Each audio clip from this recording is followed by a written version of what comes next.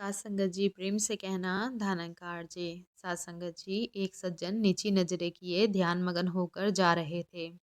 लगता था कोई विचार मस्तिष्क में उछल कूद रहा है। तभी सामने से एक सज्जन मुस्कुराते हुए आए और उनके चरणों में हाथ लगाकर कहा, धानंकार जी। उसकी जैसे तंद्रा टूटी, लेकिन चेहरे पर कोई अवसाद ना था, बल्कि बहुत खुशी झलक रही थी। उन्होंने भी आ रहे सज्जन के चरणों में हाथ लगाया और कहा, धानंकार जी महाराज।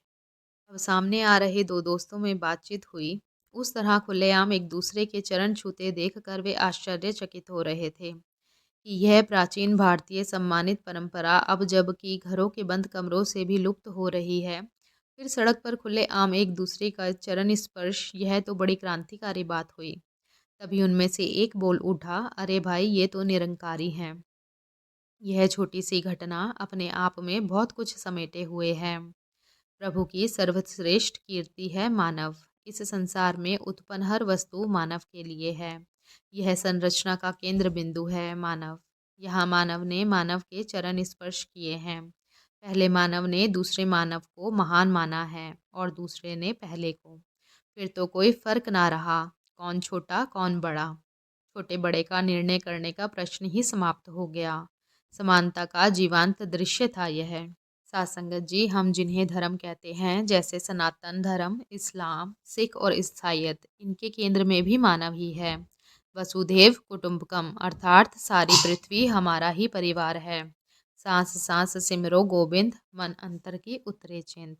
यह वाक्य भी मनुष्य के लिए ही कहा गया है। यदि मनुष्य ही ना हो तो उपयुक्त कथनों का क्या औचित्य। सभी से प्रेम करो, प्रेम ही रब है। सबका सार तत्व एक ही है, मनुष्य।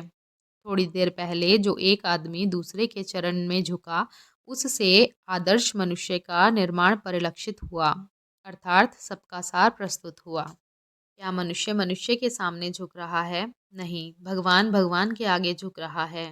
प्रभु हमारी जीवन शक्ति है। आत्मा रूप में यही हमें परिचालित कर रहा है। इसी की शक्ति से हम दुनिया की सब क्रियाएं संपन्न करते हैं। इसी प्रभु का आत्म रूप में दर्शन, यह जीवन दर्शन ही हमारे संपूर्ण दर्शन शास्त्र का मूल है। हमारे बड़े बड़े दार्शनिकों की विचारधारा इसी विचार केंद्र के इर्द गिर्द घूमती है। यही तो दर्शन है जो अद्वैत के निकट लाता है। तत्वमसि अर्थात तू ही ब्रह्मा है। गहराई से सोचें तो सिर्फ यही तो मैं है, सिर्फ यही शेष है, अन्य कुछ नहीं। यह स्पष्ट दृष्टिगोचर होता है निरंकारियों में। सात संगत जी प्रेम से कहना, दानंकार जी।